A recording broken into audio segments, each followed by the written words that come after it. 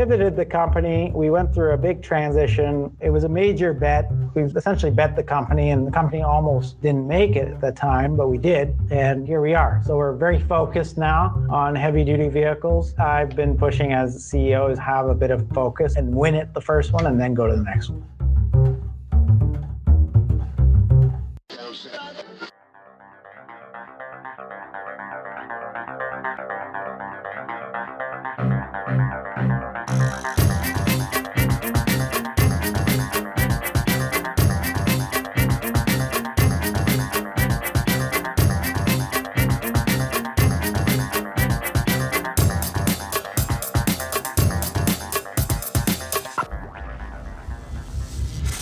This is EnergyCast, and I'm Jay Downhauer. Today we're talking about heavy-duty lithium-ion batteries. The concept may seem a little contradictory. Lithium-ion batteries are by definition energy-dense. They're light, but one of their biggest drawbacks is that most are not built to be used until the end of time. Their lifespans are typically defined by the number of cycles, charging and discharging, they can take before they start to degrade. My guest was one of the pioneers at the dawn of the lithium age, which began way back about 30 years ago. And to hear my guest tell their story, it's a tale of constant reinvention with a now laser-committed focus on the material handling sector. So why this sector? My guest says forklifts, for instance, have to run non-stop, far more than the family Tesla. He says their batteries would outlive a car like that. There is also a critical need for safety. It's a niche market that's still worth billions of dollars. My guest says they plan to also expand into heavy vehicles and potentially utility-scale battery energy storage systems, or BESS sites. One of the things we discuss in this episode is the need for these BESS sites to augment or add battery capacity as the original batteries begin to degrade, in some cases prematurely. You've heard me talk about some of my concerns about lithium-ion technology.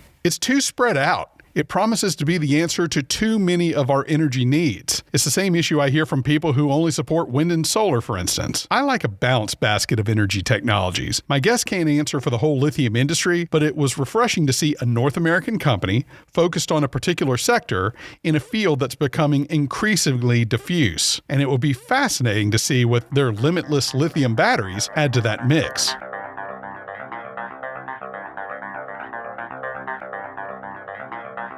My guest today is Dr. Raj Dasgupta, CEO of Electrovaya, a lithium-ion battery producer based near Toronto. Electrovaya was founded in 1997. Raj took over duties from his father, Dr. Sankar Dasgupta, last June. He describes the last few years as a, quote, bet the company moment, pivoting from batteries Samsung and other Asian manufacturers are famous for to their own heavy-duty infinity battery, as they call it. Electrovaya is also on the cusp of a long-awaited commercial solid-state lithium battery, which could essentially double the energy density of the batteries on the market today. I really appreciated Raj's frankness, both with his company's history and some of the challenges facing the industry at large. I hope you enjoy my conversation with Dr. Raj Dasgupta.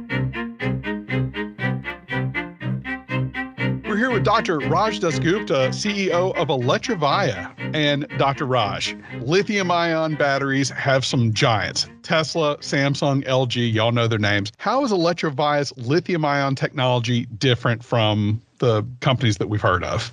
This is an extremely competitive field that, specific on the batteries, has traditionally been dominated by the large Asian conglomerates who have plenty of people and money and backing from governments, etc. So it's a very, very difficult space. How do we compete? Electrovaya has been in the battery space for 25 years, and that battery space has always been lithium-ion batteries. We've managed to survive where there's plenty of dead bodies in the ground, right? And we've done that through being innovative on the technology side. That's been our focus all along. The company today has well over 100 patents, and we continue to evolve and play in this very competitive space. Now, this space of electrification, as you know, is very broad. It's more than just electric vehicles. We designed one of our technology platforms around being extremely long in cycle life. Our lithium-ion battery cells will cycle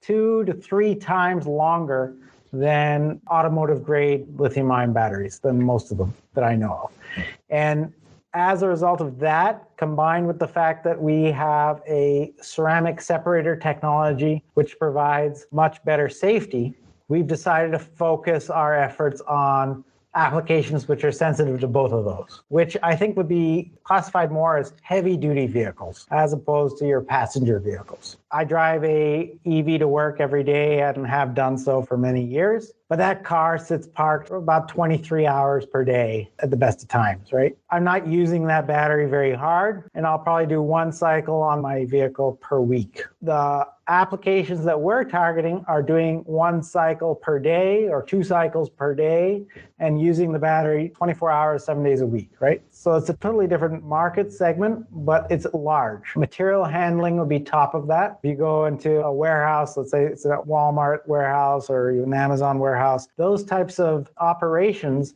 they'll run those forklifts 24 hours a day, 7 days a week. They're moving your food, they're moving your goods. These companies, they make their money by being efficient, and so those vehicles are being utilized as heavily as possible. That is where we've focused quite a bit of our efforts, and we've been pretty successful there.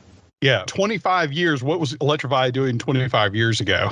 Oh, not this, right? Lots of reinvention over that time. So 25 years ago, lithium-ion batteries were new. We initially were early developers, I'd say, on the pouch cell development. We were very early there. We worked with companies like NASA, for instance, on their shuttle mission programs for batteries. We got into the electric vehicle space rather early. We had a partnership with Tata Motors, which is a large Indian automaker. Then a bit later, we partnered with Chrysler. We built the batteries for their test fleets of plug-in hybrid Dodge Rams and minivans. But again, this was 2009, 2010. Those vehicles that I just mentioned didn't go into production. And those companies may have been a little different today if they had, but they didn't go into production. So 2014, 15, 16, Electrovaya actually acquired Germany's largest lithium-ion battery plant at the time. And that was supplying Daimler for their eSmart. So we were supplying the eSmart.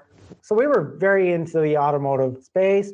What we were finding, though, was it was getting extremely cost competitive, such that we were making losses on our products and something that we couldn't sustain. Around that period of time, we also started developing this new technology, which we've referred to today as our Infinity battery technology platform. And we said, hey, it's overkill for these passenger EVs, but it's the ideal technology for heavy-duty applications. We went through a big transition in 2018. We closed down the facility in Germany. It was a major bet. We essentially bet the company, and the company almost didn't make it at the time, but we did, and here we are. So we're very focused now on heavy-duty vehicles. They're more than just material handling. There's robotics, buses and trucks are markets that we're eyeing right now. It has been a good bet for us as a company, and we'll see how things go. That said, we continue to keep our eye on the larger market, but again, we'll only go back through technology. We're developing our solid-state battery technology right now. It's looking promising. That would be the technology that would be more applicable for the electric vehicles. Yeah. And so describe this solid state lithium battery. Just to clarify, all lithium batteries are not solid state, correct? Yeah, your typical lithium-ion battery has your cathode and your anode. Your anodes, you typically graphite, cathodes, mixed metal oxide. And then you typically have a separator membrane and a liquid electrolyte. And that separator membrane is usually a polymer porous material. In our case, it's a ceramic material. The solid-state battery, you're replacing that liquid electrolyte and your separator typically with a solid separator/electrolyte. And therefore, you're getting rid of the liquids. And then because you're doing that, you can use pure lithium metal as your anode. And when you do all that, you suddenly increase your overall energy density by at least a factor of 2. So it's a major game change in technology. A lot of companies are working on it. No one has commercialized it in any reasonable scale at this point. What's been the drawback to that? I assume you're using more lithium in your batteries. Yeah, you're using a little bit more lithium, but you're still using lithium in a lithium-ion battery. Yeah. But the major drawback is it's hard to get it to work. The challenges have been getting a solid-state battery to work at room temperature, for instance. Some companies have actually commercialized solid-state batteries that work at elevated temperatures. But room temperature, some of your audience will know, liquids are, of course, more mobile and generally more conductive, especially with an electrolyte, than a solid would be. for ionic conductivity. So conductivity is one of the challenges, especially room temperature and lower. Manufacturing it is very difficult. One thing making a cell in a lab, another to be able to scale something for manufacturing. These are some of the major challenges that are there today. You're saying you're going longer cycles. We've heard a lot about multiple cycles and almost have infinite cycles. So No, I'm talking about number of charge-discharge cycles you can do on that battery before it reaches end of life. okay, well then that's the name of the game, isn't it? Yeah, like everyone's familiar with their cell phone, right? Right. After 2 years, which is approximately, let's say, 600 cycles, maybe 700 cycles, depending on how heavily you use your phone, that battery is noticeably working worse, right? The batteries that go into your cell phones probably will do 1,000 cycles or less. The batteries that are going into your typical electric vehicles will maybe do 1,000, maybe 2,000 cycles in some cases, but then they won't go beyond that. The cells that we're making on our Infinity battery technology platform, they're doing about 9,000 full cycles, going 100%, going to zero before they reach 80% of their initial capacity. It's a huge number of cycles. If you put that into your EV, it's going to last much longer than the chassis of that car is, right? So it's a little overkill. But again, there are applications out there that can utilize that. Even energy storage is a good one, right? Yeah, and that's what I wanted to get into. I just came off an assignment. We're seeing a lot more attention to system design, especially with premature aging. What could be leading to premature aging with lithium-ion batteries? I think one of the situations I've seen is you take a lot of batteries, you put a lot of them in series to raise the voltage, and what it does is it just drags them all. It really ages them out, yeah? So the energy storage industry is close to my heart because I actually developed our energy storage systems about a decade ago. What I found is the last 10 years, it's been a new industry and sort of dominated by developers to some degree, right? So they'll say, I'm going to build an energy storage plant that has 10 megawatt hours, and I'm going to go look for a battery system for that 10 megawatt hours, and they get put out an RFP, and the lowest cost per kilowatt hour upfront cost solution wins the bid, and that's what gets built. The developers aren't thinking 10 years down the line that the site is going to have to be augmented because the batteries are fading. Battery degradation is a very complicated science. And some of the factors that you've just mentioned, series, parallel, that has some influence, but fundamentally it's the chemistry. Chemistry is what's dictating the degradation of the technology. And this is something that, as our CEO, I look at this energy storage industry, I know we have the right technology for that market, but we're not pushing it too much at this point because I'm going to wait till some of these energy storage systems reach their end of life and the developers start scratching their heads and say, oh, maybe we should have picked a different battery technology. So we're going to come back to it. But, like your battery that's designed for your phone or your car, which is 90% of the batteries that are being produced or more than that, they are not designed to cycle 10,000 cycles. They're not meant to do that. And that's why they're failing. Their core technology isn't designed around that. Yeah. Do you think that in a case like that, a better battery management system could prevent that? It seems almost like it's managing the batteries at the series level as opposed to on the individual modules or even the individual cells. Right? Well, for sure. You need the best battery management system you can, especially the big systems. But that said, you can't get around the chemistry. The chemistry is your ultimate limitation there. And if your chemistry is weak, you're going to have a weak system.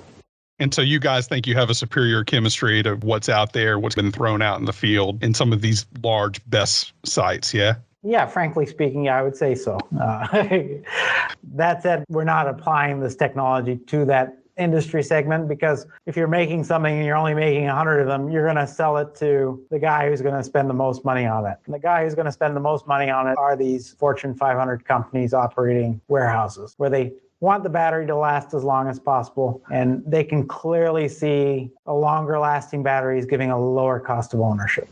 Sure. And look, these BESS augmentations, the setting that I was in earlier this year, I felt like we were one of the first people to be doing augmentations. Everyone else is just putting the first greenfield sites in the ground. That's got to be a serious consideration moving forward, right? That's got to happen now. Like all these sites that have been built in the last 10 years, they're going to be needing your augmentation folks now because those sites will not be getting the capacity that they thought they would be getting. Yeah. All right. Well, let's get back to what you actually do, what you want to use it for. What has been going on with large, heavy duty vehicles? I assume they've just been using the same cells that have been going in the small Teslas, the smaller EVs, right? Yeah, those are the cells that are being mass produced, right? What's being used on electric buses, for instance, right? This is something that is very nascent, but it's going to happen in a big way in the coming years. But what you use in your passenger vehicle, as you scale it up and put it on a bus, people are finding, hey, it's not necessarily the right fit. So there's been some high-profile battery fires on electric buses. It's one thing having a fire on a car. You can get out of your car pretty quickly. But on a bus, having a big 700 kilowatt-hour battery on a bus catch fire, not a good thing. I think the emphasis on safety is going to increase. And again, that's a good fit for us as a company. Well, you brought it up, the thermal runaway issue. So how are you eliminating that from your modules? One of the big causes of thermal runaway in lithium-ion batteries is generally what I would refer to as a hot spot in your cell. Let's say you get a soft short or a little small short circuit there. Then you suddenly get a very warm spot in the cell. If that warm spot gets warm enough, and a warm enough would be maybe just over 100 degrees Celsius, not that hot for a piece of electronics, then standard lithium-ion separator materials will shrink. Sort of like if you take a lighter to a plastic bag, that's what happens with your battery separators. As soon as that separator shrinks, that short circuit, which was very small, now becomes larger, and you get what the battery scientists call thermal runaway, what most other people would call a fire.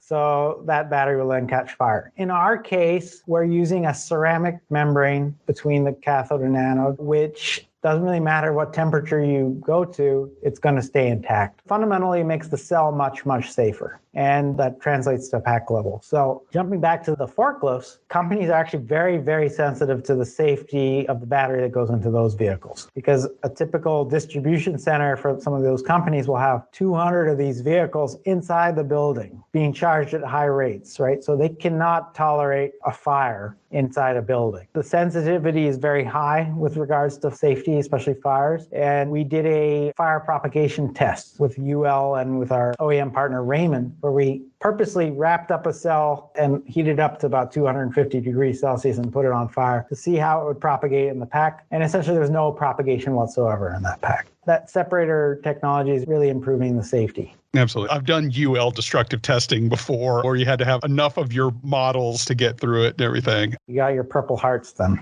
You got your Purple Hearts, that's right. The other thing that comes up a lot with lithium is the cobalt usage. So where is Electrovaya on using cobalt? I know that's kind of become a little bit of a sticky wicket. Our core technologies around the separator and electrolyte, not around the cathode. We utilize right now NMC cathodes, which have a little bit of cobalt. That said, where we're going as a company and the way the industry is going as well is to higher nickel content cathodes and lower cobalt content in the cathodes. So the cobalt content keeps coming down. If I look back even 2015, we were using NMC cathode materials with a 1:1:1 ratio. And that has gone down to more like a 6:1 ratio or 6:2 ratio. So the cobalt keeps coming down.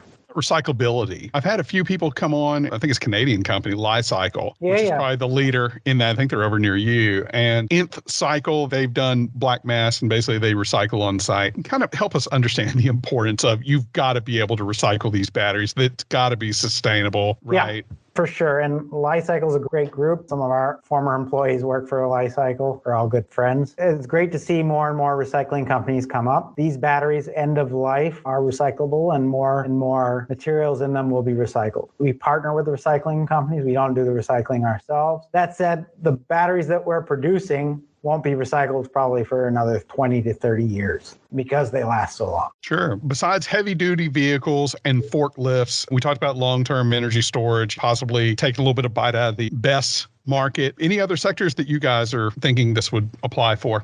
Well, I did mention the bus market. That's one we're excited about. We'll be launching some systems next year for that. The guy who's buying a bus wants that bus to last 12 plus years. It's a good fit for us on both the cycle life standpoint and the safety. Then another market that we're seeing more and more traction in is actually robotics. This is a market that's still small, but rapidly growing. For the infinity battery technology, these are the markets that we're targeting.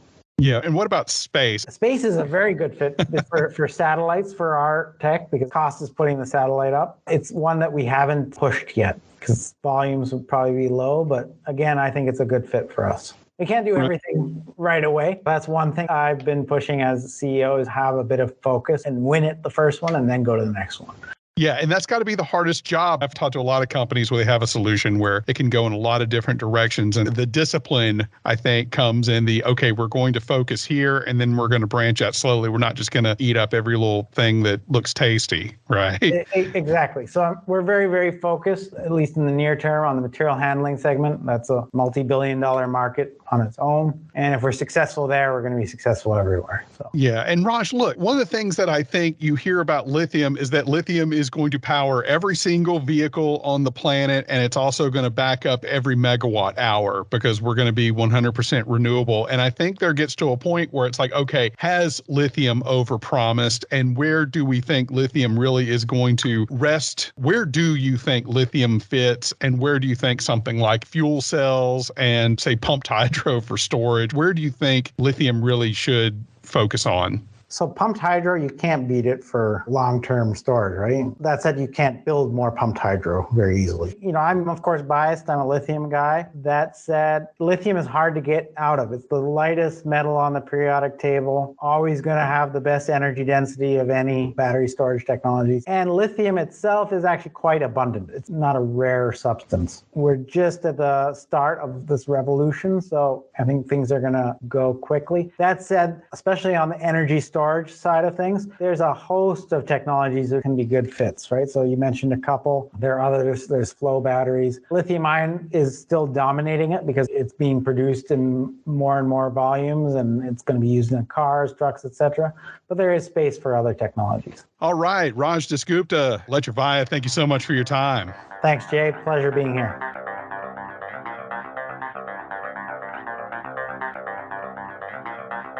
That was Dr. Raj Dasgupta, CEO of Electrovaya, a lithium-ion battery manufacturer based in Ontario, Canada. I want to thank Raj for his time, as well as Anthony Tran and Jason Roy at Electrovaya for setting this up. You can find plenty of pictures for this episode on energy-cast.com, as well as on Instagram at Host Energy and Twitter at Host Energy Cast. All the guests are sent the raw and completed audio the week of release. So far, no complaints. Be sure to leave us a positive review on iTunes. That gets the word out. Music was produced by Sean Stroop at Stroop Loops. That wraps up episode 149. Be sure to join us next week when we air my live panel on long duration energy storage. And it was a riot. Until then, I'm Jay Downhauer. We'll see you next time.